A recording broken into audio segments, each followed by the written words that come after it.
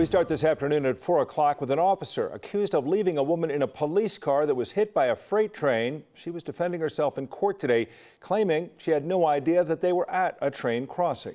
The woman was pulled over for a road rage incident. Officers put her in the back of a cruiser, which was parked on train tracks. Luckily, she survived that crash with the train. The officer who placed her in the police car is facing attempted reckless manslaughter and a misdemeanor charge, a felony. Investigative reporter Jeremy Hahola was in the courtroom. He's live in Greeley with what she had to say. Jeremy? Hi there, Kim. Yeah, today was a very significant moment in court because we hear from the officer who was facing that felony you mentioned for what she did the night a woman in her custody was hit by a freight train.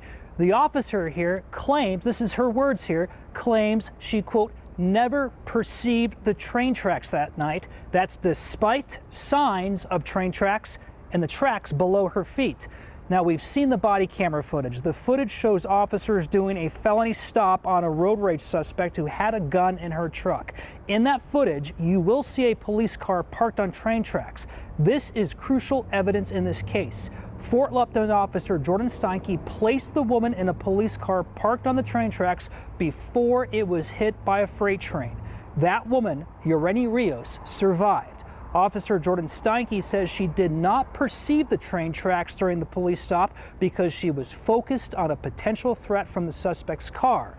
Here are some of the officer's claims on the witness stand today.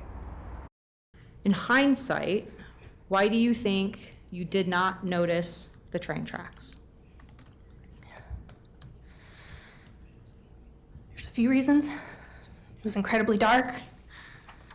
I was miles outside of my jurisdiction. I was fairly certain that that particular stop was going to end in a gunfight. I never in a million years thought a train was going to come plowing through my scene. In the meantime, the victim in this case, the woman who survived this train collision, has not been in court, but her attorney has been here inside the courtroom behind me here watching the whole trial for the past 2 days. We spoke to him briefly about what she's been going through 10 months later. She's taking it one day at a time. This incident has forever changed her life in a way that, you know, it's going to leave an indelible mark on her life for the rest of her life, emotionally, mentally, physically, and every day, you know, it goes through her mind.